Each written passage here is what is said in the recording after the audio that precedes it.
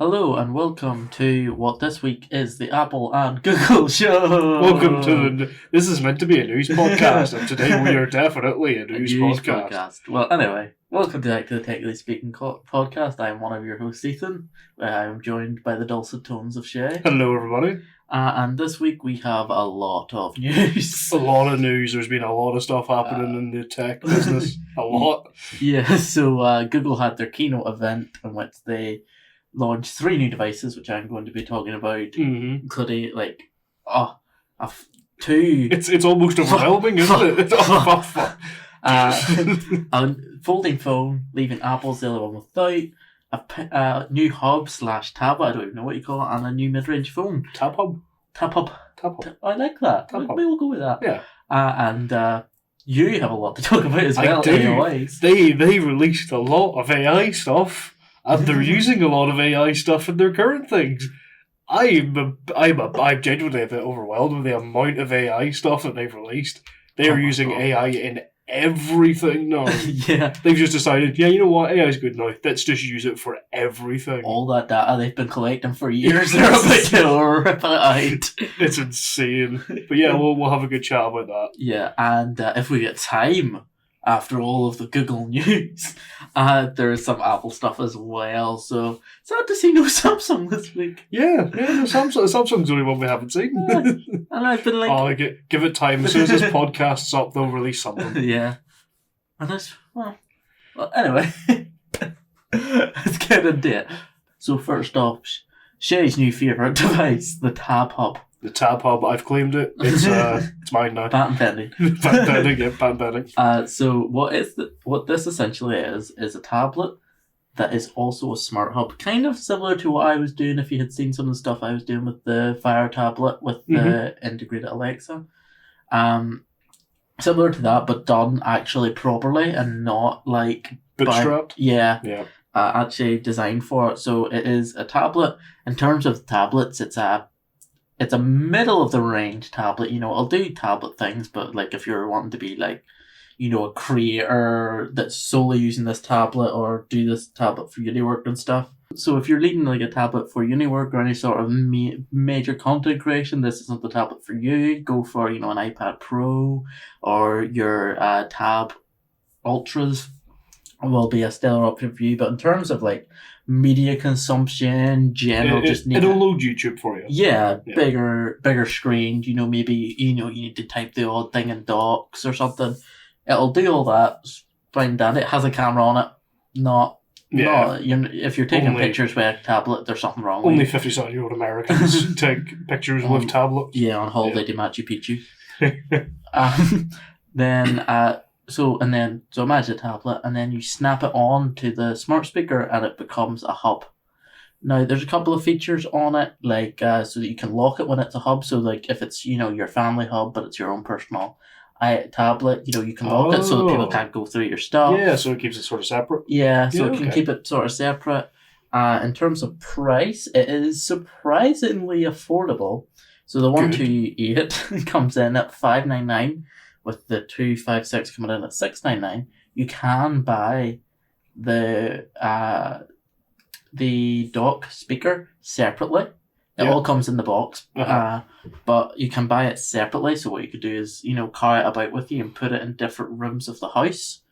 So that when you're in the bedroom, you snap it in your bedroom, and you go down to go to the kitchen to cook. You snap it the kitchen to cook to play music. Fair enough. Yeah. So you could have multiple throughout the house. Yeah.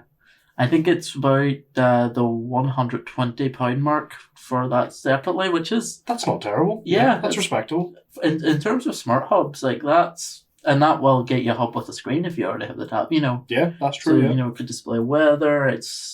I think if you're not at home all day, you bring the tablet with you. You could put it in your car. If you're mad. True. Like me. Yeah. Get some of our sticky tape, stick it right in the CD mount. Sorry. Don't insult me. And then when you come home, pop it on, then that's your smart home. How excited are you? I'm quite excited that this might actually start me in the smart home stuff. Because as you know, I've known you for too many years, I think. More years on my hands. True, yeah, probably is now. Oh god. But yeah, I learned a lot of smart home stuff from you, and I really do like your setup being able to, because I've got like 5 different switches I have to turn on before my PC turns on every day. Yeah. I know, can you believe it? They're like 5 meters away from each other. It's ridiculous. I know.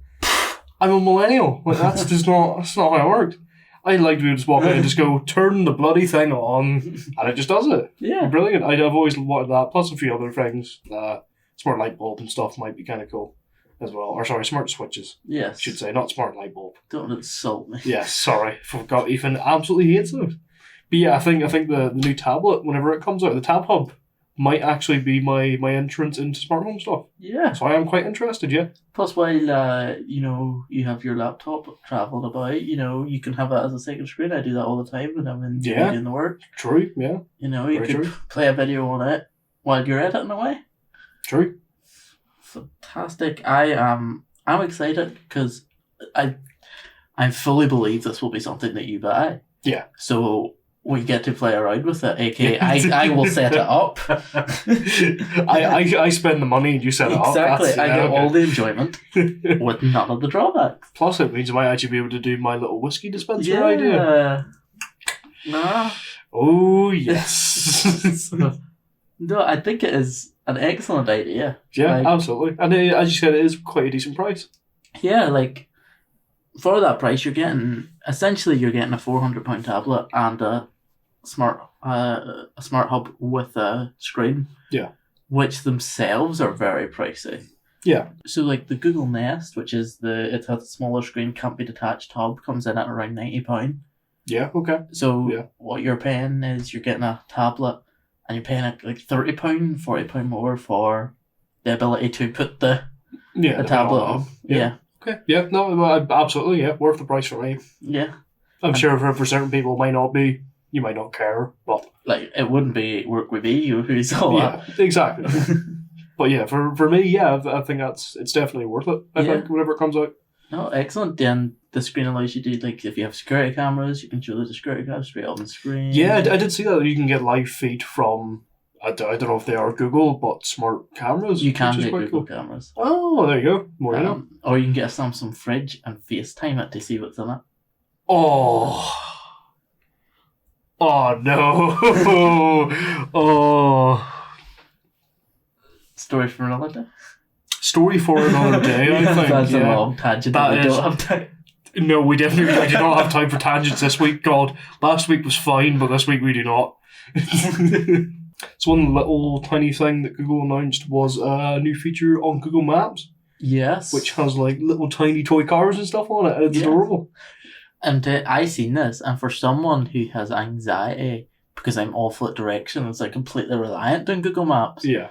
Being able to actually visualize it. Yeah, fair point. Yeah, being able to actually see where your car is on the maps. Yeah, that's super pretty cool. excited. I know it's only in certain cities at the moment. I'm assuming it's going to be mostly America, let's be honest. It will never be Belfast. No, it'll never be Belfast. Probably never come to this bloody country, knowing them. But, it's pretty cool looking, though. It'll be cool. New York, it'll be the big Los cities. Angeles. Yeah, San Francisco, probably. That's where everyone who does tech goes to, apparently. Yeah. But, it looks pretty cool having, proper congestion things on it, showing you how many cars are actually there. Showing you actual intersections and stuff. Yeah, seeing the lanes. Yeah, yeah. So if you do need to figure out which lane you need to be in, you can just go on that. You can just look on Google Maps and it will be like, yeah, there you go, I need to be in the left lane. Fantastic. Yeah. Google Maps, that's really cool. Google Maps is also the only one that ever did that. Yeah. That I have found. So I've tested Waze and Apple Maps. Google Maps is the only one that has lane assist. So it'll tell you you have to be it'll show you a wee thing with the arrows of the lane you have to be in. Yeah. When you come up to roundabouts or motorways and stuff. Yeah, that's handy. Which was it was super useful because your first time driving on the motorway, you're more stressed about being on the motorway. Absolutely, yeah. You're not looking at the signs over here going, which lane you need to be in. Yeah. Google Maps just goes, go in the right, you idiot. So because of this new release of Google Maps, I have wanted to ask you, what's Apple Maps like in comparison? I know you're an Apple man.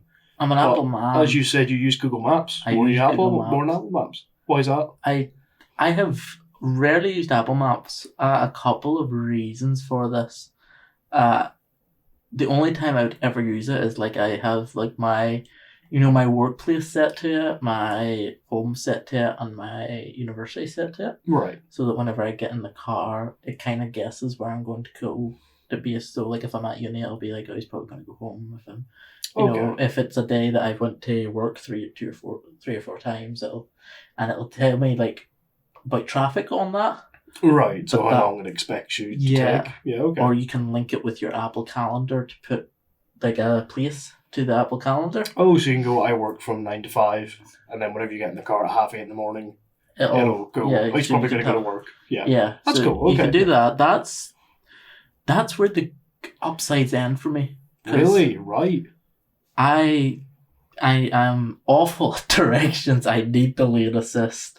I have all my places saved in Google Maps. Google Maps is more than like, so you can look around and see where businesses are, and you can go straight onto Google and find the menu for someone who has a nut allergy. That's very important. Make sure I can eat something there. Make sure you don't die. Yeah. That's important. I have places like, my partner's house, my sister's houses, save, so I could just tap straight away and it takes me there. It has very good traffic updates on it.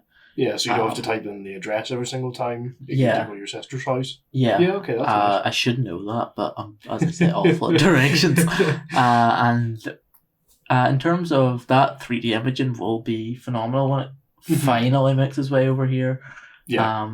Apple, fun enough, I seen a rumor that Apple was working on something similar. Really? So they might be updating Apple Maps then? Yeah. Okay, right. Yeah. So that could be interesting whenever they release that and seeing the sort of fight between Apple, Apple and Google. So far, Google's looks a lot more polished. Right. So like, from what I remember, the Apple, it's not got like Google's is just like a 3D image of what's actually there. So Apple is not colorized; it's blue and grey. Right. Okay. Yeah. So Google's is a bit more polished. Yeah. In terms. But I suppose Google has been doing Google Maps for years. Yeah, and also Google's launching this feature where that was a rumor. Yeah, exactly. Yeah. Two completely different things, but it could be interesting, especially since Google has released this new update to Google Maps. Apple might obviously look at that and go, well, we might actually have to update ours. We need to actually get the thing right. Get a move on here. So another interesting announcement from Google, funny enough, for the Google announcement episode. I have a feeling this is going to be a trend for this episode. Is the 7A has been released and is now being sold. Good. In terms of like capabilities, it is a mid-range phone, so the hardware is slightly less than the 7, so like it's a smaller screen, although I've had hands-on experience with it. The smaller screen you don't notice too much because the 7 has larger bezels. Right, so okay, yeah. You don't notice it that much. In terms, the number one gripe with the 6A was the 60 hertz. Right. They've now upped that to 120 hertz. Oh, good. Although it is off by default. You have to go into the settings and turn it on. Oh, that's going to annoy people. Yeah. By default, it's on the 60 hertz and it doesn't even make it. It chops up and down. It looks choppy, so you go in and you... Yeah, so you have to go into the settings and change that. Yeah, okay, that's not ideal, but whatever. Yeah. So it's not like it's hard. Yeah. Another gripe was lack of wireless charging. Right. They have now brought that to the 7. I should context that. 6A didn't have wireless charging. Oh, it was a bit of a gripe. They've now brought it to the 7A. It's only 15 watts.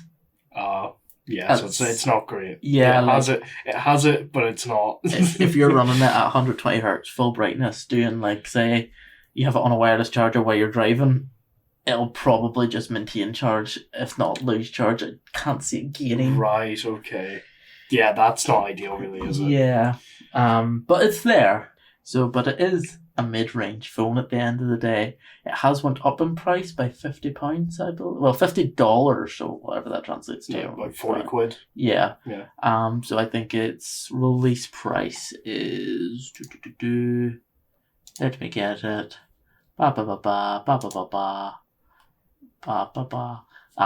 So its release price is £449, where the Pixel 6a was £399. So Okay. £50 bump up there. But in terms of what you're getting, it is a better package. So that £50 covers your wireless charging, your better, more hertz in your display, and a new camera sensor. Oh, okay. So the camera on the 6A was phenomenal. It was best in class, I would say. Really? Okay. Obviously not as good as the 7 Pro, the Samsung S series, Obviously, yeah. But for that price, the camera, a lot of the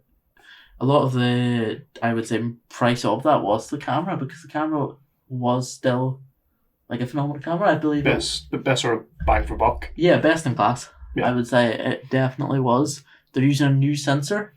Okay. In this camera now. From what I see, it still has that good pixel contrast.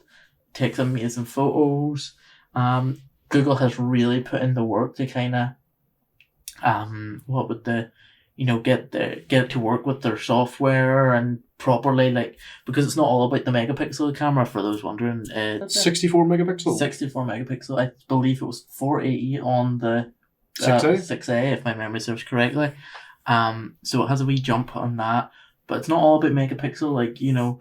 There is, if it integrates better in software and usability, Pixel is always phenomenal for usability. It's basically just point and shoot, because most of the photos are actually taken at 12 megapixel.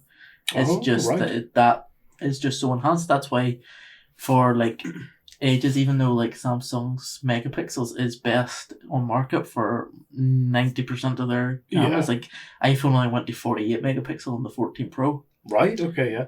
But everyone always thinks an iPhone camera is phenomenal. It's because generally they work better but because the Apple decides the software and then is choosing the camera, they have that advantage. Yeah, Pixel also has that advantage.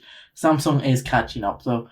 So, Yeah, so the Google Pixel 7a, if you're looking for a cheap, not a cheap phone, but a cheaper phone, a cheaper Google phone, then upper mid range, and because it's a Google phone, it does software wise, it does everything your Pixel 7 Pro does. Yeah, exactly. But at a cheaper price. All the same software, yeah. Screens calls, it can stay on hold for you. It has True Tone, Magic Eraser, sorry. Yeah. It has all of these phenomenal things. The new Google Maps. Oh, what a segue. If only we talked about this after. That would have been amazing. But yeah, no, definitely, yeah, because that's a very good point. You're paying cheaper because Google is a lot about the software, as we've said before, and you're paying a lot less for that software than you would be if you bought a Google Pixel 7 Pro like I did. Yeah. But yeah, so yeah, if you're looking for just the software, 7A is a pretty good place to start. Pretty solid phone. I think it's worth the money. Yeah, I would say so, yeah. From what I've heard so far, yeah, I would say so. I think its only drawback would be battery life. Yeah, I think you're right. And if you're into wireless charging, I'm very big into wireless. Obviously, if you're into wireless charging, it's probably not the phone for you. Yeah, but if you care a lot about wireless charging, I'd argue you're not buying a phone at £450. That is very true. That is very true. So, one big AI thing that Google has, amongst many big AI things, but the overarching one is Bard. Bard AI for Google. And interesting name. Isn't it? Isn't it just? Kind of wants to sleep with me, I think. That's a D&D joke for those who don't understand. Yeah, you nerds. But yeah, it's going to be basically a part of everything Google, by the sounds of it. It's going to be in your Google search. They're looking at implementing it into Google Maps, Google Sheets, Google Mail, Google Docs. Google do a lot of stuff. Google do a lot of stuff. Yeah. Many pies, many fingers. Oh, absolutely, yeah. But it's also sort of merging a chatbot like ChatGPT and image bots like Midjourney and DALL-E. It can do both. Wow. From what we've seen so far, it can generate your images via text prompts like Midjourney and DALL-E can do, but it can also give you word stuff like ChatGPT could do. So it's interesting, and it's free as well, by the sounds of it. I think as well you can you can send it an image and it can get you a text prompt to get Yes, that. it can. Yes, Yes. it can actually. Like I was talking about a few weeks ago on the podcast, doing that using ChatGPT to give me text-based stuff for Midjourney to create images. Don't have to do that anymore. No. Bard just does it for me. Yeah. I can just go, what does this? Explain me this image, and it will just do it for me, and then turn it into an image for me if I want it to. Yeah. Which is absolutely fantastic. It's currently available in it's going to be available in 180 countries and territories. I don't think we know which, but probably most of the major ones. See if this is another Brexit thing. We don't get this. Oh, I'd be very annoyed. Only in English at the moment, but they are looking at on launch supporting it for Japanese and Korean users as well. Yeah. Yeah, the interesting thing I thought about it is the new search engine. Whenever I'm Googling things for uni, will make it far easier because it brings it all to the top. It'll give you a written thing using all the sources from below, and then you can ask it more and more questions. So whenever I simply need to know what happened in the Battle of Hardin Cross in 1400, who cares? Google will tell you. It'll just tell me straight away the information I need to know. No need to click on 7 different websites and then eventually just go to Wikipedia anyway. Yeah, just accept 7 different types of cookies. Yeah. Google will just, you don't even need to click on any website with Bard. It will just bring it to the top and say, here you go, here's it. And then you can ask it more, which is really cool. And it also remembers what you've asked it before as well. So it will actually keep that in mind whenever you're asking future questions. Phenomenal. Which is pretty cool. Yeah. I can't wait. If only my degree wasn't coming to an end. Oh, imagine it's the day after you graduate. Bard has been released. Oh, for God's sakes! Well, I have a whole other year. I hope it doesn't get pushed back. No, but I'm very much interested as in the using resident this. AI nerd. Yes, I do love AI. I do very much love it, and having both Midjourney-esque. We don't know what the quality's going to be like. Yeah, obviously. Rigorous testing will be put. It is Google, so I'm hoping it will be pretty good because Google is a very big company compared to the likes of Midjourney, which is a small group of people doing it. Yeah. ChatGPT obviously ran by Elon Musk himself, so that's pretty big as well. It's decent, but yeah, it would be interesting to see the quality of images we'll get because Midjourney has gone through a lot, and I mean a lot of testing to properly refine their image making. Yeah. And it even still to this day, as you figured out, fingers is its current problem. Faces a few months ago was its problem. Now it's fingers. So there's still to be ironed out. Yeah. So it's still to be ironed out. But so it'll be interesting to see what their image making is like. Do you want to hear my prediction? What? Google will buy them. I was going to say the same thing. I think Google will snatch up Midjourney because they are the most advanced image making. DALL-E's good, but at the moment, Midjourney seems to be running away with the ball. Yeah. At the moment, so yeah, I don't think they're far off. I think they'll buy Midjourney to refine Bard's image making. Yeah. I think you're pretty spot That's on what there. these big tech companies do. That is what they do, yeah. But why would we bother hiring new people and training them? We've already got these guys who've done it for years. Just snatch them up. Here you go. They have so much fun. Exactly, yeah. No, absolutely, yeah. I do agree with you there. I think they'll snatch them up. Going back to maps, they bought Waze, which was a map that did they? Yeah. They bought them to help develop Google Maps, and they work. I don't know what it'll be like with Bard and Midjourney, but they now run Waze and Google Maps as like side by side. Oh right, so okay. like as 2 different brands, but they just bought their competitor. Okay, fair enough. Yeah, that sounds like Google. Yeah, but yeah, no, I'm definitely interested in Bard. It's gonna, as I said, it's being brought to basically everything Google does. Yeah, which is insane, massive undertaking, but it's gonna help a lot of people. I feel, especially because it's free as well, which is really good. That's really cool. Can't beat that price. Exactly, you cannot beat free. It's excellent. Finally, the one we've all been waiting for, the Google Fold. We talked about this, I think, on our 2nd or 3rd ever podcast. Yeah, I think you're there right. There was leaks because Google is the Tom Holland of keeping things a secret. Whether it's, intentional to build up buzz, I think they're just genuinely very bad at it. Yeah. I think they just don't care. Yeah, they're going to make money anyway. It's basically free advertising. It's the Google Fold 1. Yeah. Now, exciting stuff. So spec-wise, we'll get this out of the way. in terms of spec wise, the 120 hertz outside display, which is an OLED 5.8-inch display, the inside is again 120 hertz OLED. This time 7.6-inch display. The battery wise, 5,000 milliamp hour. Respectable. Yeah.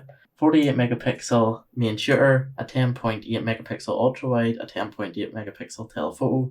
Spec wise, it's pretty much all flagship or just like flagship adjacent. Yeah. Just under flagship. Yeah. I'm so excited. It's the thinnest foldable phone. Oh, is it? Yes. Oh, so they've packed all that in there with a slimmer package? It's very slim valued. So how they're doing that is the bezels at the top and bottom are bigger. Right. Because of their hinge design, which is how they get the smaller size. Okay, right. Interesting. All right. Yeah, like, so if the bezels are something that will bother you, I don't think this is the folding phone for you. Might not be for you. For me, I personally don't mind. It means that they can pack in a better selfie camera. Fair. People do love taking selfies, yeah.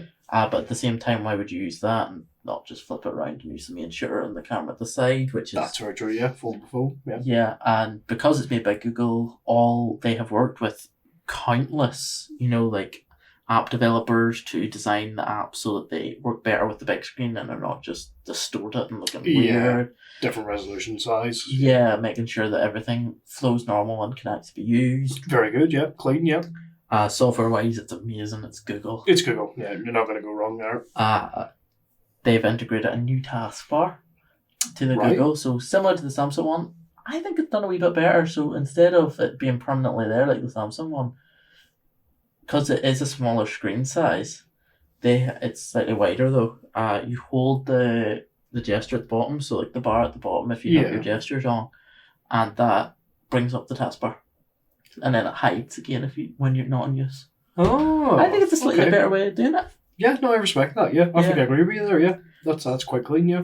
So in terms of phone, like, I love it. I think it looks great. It's available in like a hazel, a black, and a white.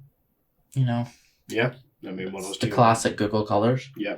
The only gripe I have, and I said this when we were talking about it when it first released, price point 1,750. Yeah. It's a bit high. Yeah, I said this. For folding phones, it's much like electric cars. For folding phones to become mainstream and actually be used by people who are not just enthusiasts, that price point has to start lowering. Yeah, I agree with you. Like Teslas are good, but not everyone can afford a Tesla. So if you want the electric car to go all the way around, you need to bring, like BMW was doing with the i3, you have to make more affordable, cheaper options for the average person. I don't want to buy a bloody G-Wiz, that tiny electric car. Don't want to buy one of those. There is some hope, I suppose, because it still comes in at roughly the same as the Samsung Fold 4, but at the same time that is Samsung's fourth folding phone. This is Google's first, so that will hopefully come down of it. I know a lot of research and development has went into developing these folding phones. So the first few are going to be pricier. Yeah, so we can only hope that it does drop, but that is the only thing, and I think that's the thing that stops me, because I can't justify that. But I think I'm someone who folding phones would be targeted to, who would want to try it, but I couldn't justify the price. I would be interested in, as like yourself, I'd be interested in trying it. I've never had a folding phone before. It'd be interesting to have, but I'm not paying 1,750 quid for it. Yeah. There's not a hope I'm paying that for it. Even if it was, like, it could still remain, like, 1,500, I think, is when it starts to come in to be like, you know what? Yeah, you might be able to justify that. Yeah. If we can get it down to that range, I think that would be, it would start coming into that. But I think as soon as we start seeing these phones come down to the low thousands, that's when you'll start. But then again, is the interest there to justify that? That's the thing, yeah. Yeah. It's always supply and demand. Yeah. But at the same time, I think it's an excellent. It folds flat, much like the Oppo N2, rather than the Samsung Galaxy. It's a kind of like, the folder, like a binder. Yeah, I know. It sits more like that. It's again the smaller, squattier, fatter design. For like, love or hate it. It's your own prerogative. I think I would enjoy the smaller, stouter design, easier to do. Yeah, I think I'd be along with you there. Yeah, because that mean you have to remember that main front screen you're probably going to be using with one hand. Exactly, yeah. You're going to use that as a normal phone. Yeah, if you open it up, that's your pseudo tablet. So, I'm excited. Yeah, no, it's definitely interesting. It looks good. Yeah, I think I have hope for the future with them because. Well, what generation of folding phone are we on? Are we still on the first generation of them? Do you think? I think because we haven't got one from Apple, so I think once Apple releases theirs, and I think it will happen. Yeah, I think with Samsung being on it, Oppo, Google, Apple's going to have to try and keep up with the market. Yeah, so once Apple releases theirs, I think that will be the first generation, because then you have one from every big company. Yeah, I think you're right. I think I agree with you. Samsung's on their 4th generation, personally. Good for them. Their prices still haven't came down. They have actually a wee bit. Oh, that's good. Since the first one. I think the 3 and the 4, they were the same price. Yeah, okay, yeah. Because that's what I'm thinking. If we're still on the first generation, technically, of course they're going to be more expensive. Yeah. You're still trying to pay off the R&D department. Yeah. So I think once again, the second or third generation in years to come, we might see that price drop a good bit. I think for a while as well, it was like, Oppo's only on the 2nd generation. They haven't even released the UK market. The foldable phone. The Google has just been released. Yeah. So I think, now that there's some good competition for Samsung, they'll be trying to undercut each other and get that exactly. cheaper. Yeah, it'll drive research. Yeah. So I think I'm excited to see what this brings for the folding phone market, because I think I would be someone who would purchase it if it wasn't like extortionate. Yeah, really priced. It will be interesting. I think you're right. I think Apple will bring out a folding phone. Yeah. It'll be interesting seeing what they take from the Samsung and the Google. Yeah. Looking at their specs and stuff and looking at their own R&D department and going, right, what can we do to make this better? And then a proper arms race going on with a foldable phone. Like we've seen that, like, whenever phones kept getting bigger and bigger and bigger. Exactly, yeah. I think Apple's will be extortionately priced. I think I'm with you there. I think it's going to be very expensive. Not even like standard Apple being more expensive, but in terms of like Google has made the software for folding phones now. Yeah. Every other Android can lease that. Android can lease that, and Apple will have to develop their whole new only one. All of their developers will have to make sure their apps will have to pay for that. Yeah. It'll be very expensive, yeah. I agree with you there. Yeah, and also they're pushing everything into AR now, so we probably won't see it for... That's virtually, their main focus at the moment is on their AR. Yeah. Yeah. Okay, yeah. But yeah, be cool, it'd be interesting. Yeah. That new Google phone definitely looks interesting, that's for sure. Yeah. It provides hope. Exactly, yeah. Hope for the future. Yeah. And welcome, ladies and gentlemen, to the quickfire round of Google did a lot of AI. That they have done. So first off the bat, we've got Music LM, which is a music creation AI, which means you can input. They give, for example, Soulfire. That's not it. Soulful jazz for a dinner party, and it will make you a song based on what you've prompted it with, which is quite cool. Completely new song, or I'm pretty sure, yeah. Pretty sure Kyle writes it. For example, if you're hosting a dinner, yeah. Wow. And have to create several versions of the song. So yeah, it will just make you a song. Awesome. Yeah, and you can even sort of like how Midjourney does it. You can say, I didn't like that one very much. Make me a new version of it. Yeah. And it will change things in it. Which is quite cool. So yeah, if you quickly need some music, or you need some for a YouTube video, for example, if you don't want copyright, make your own. There you go. No need to be a musical master or anything, play an instrument. Whip up the AI.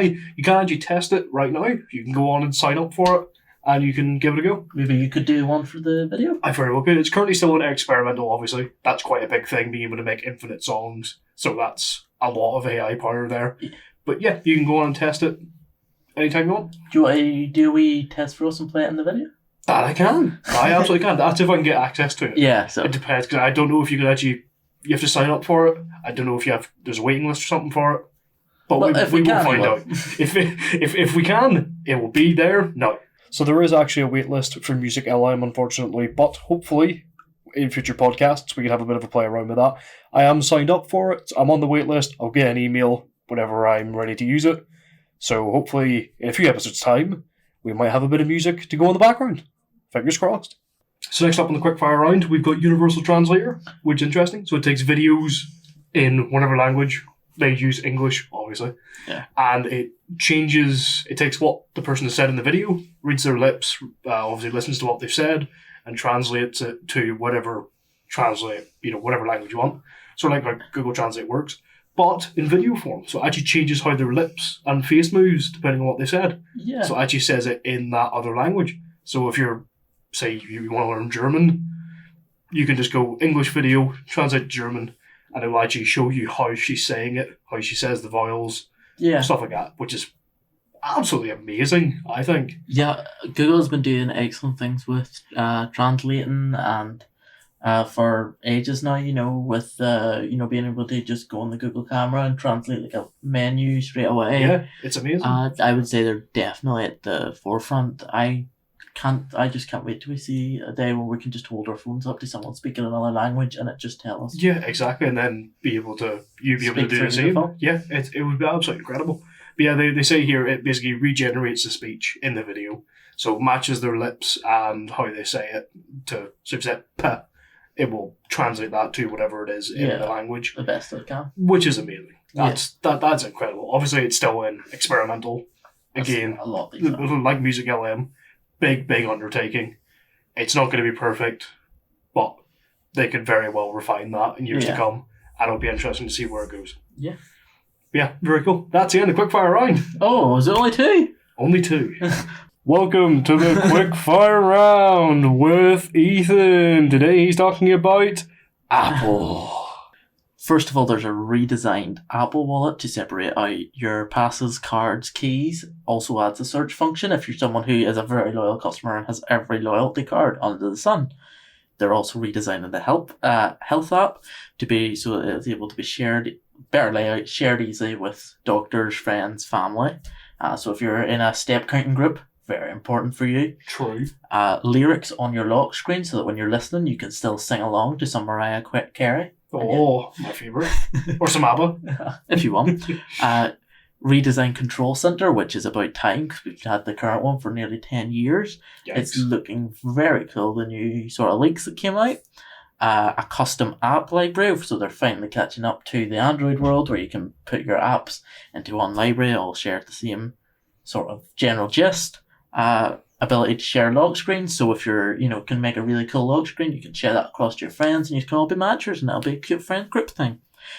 Speaking of which, if you're someone who has a lot of friends and you need to switch depending on what group you're in, there's a grid layout for you now in the lock screens so you can have lots and lots and view them all at once and it'll be tremendous and no one will know that you change your lock screen depending on who you're with.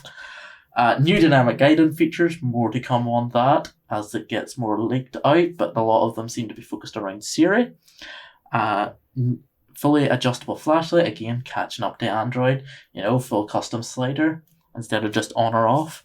A redesigned lock screen for iPads, which brings it in line with iOS 16 for the phone. And finally, a new home screen for the Apple Watch / grid, getting rid of the gridded layout on Apple Watches. That was... drop. I am speechless.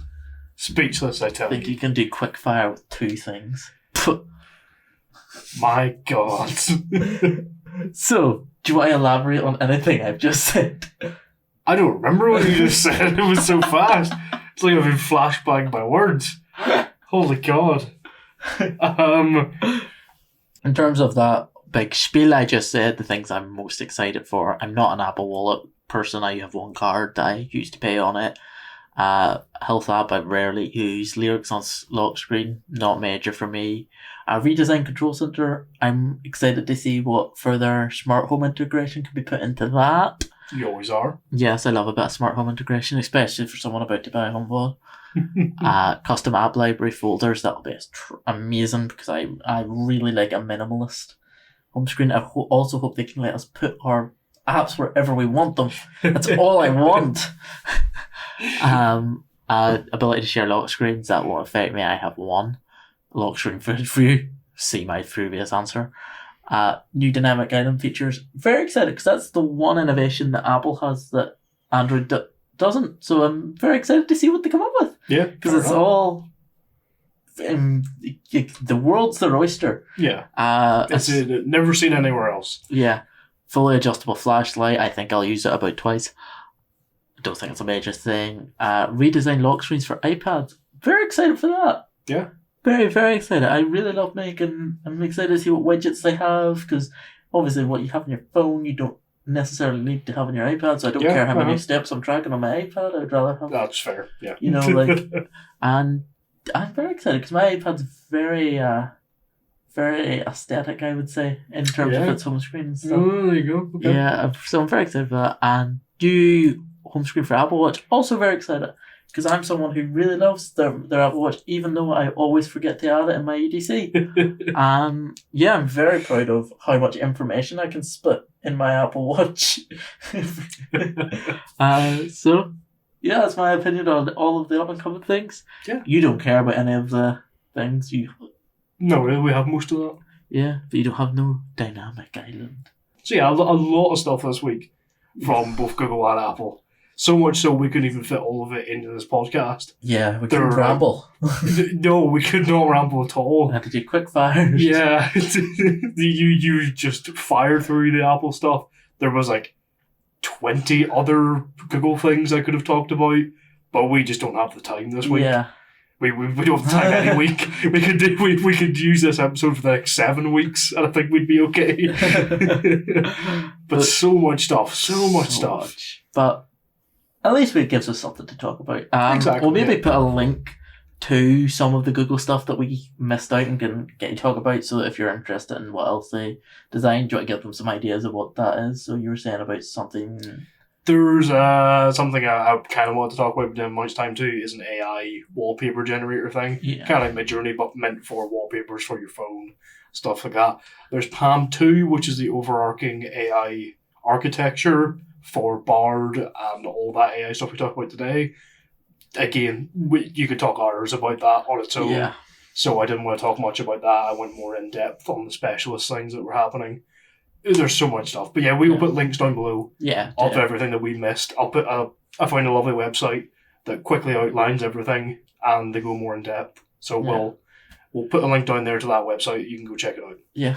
Sounds perfect. But yeah, I've been Ethan. I've been Shay. And the only question we have left to ask is, when does the Apple AI come out? Very true. Very true. See ya. Bye.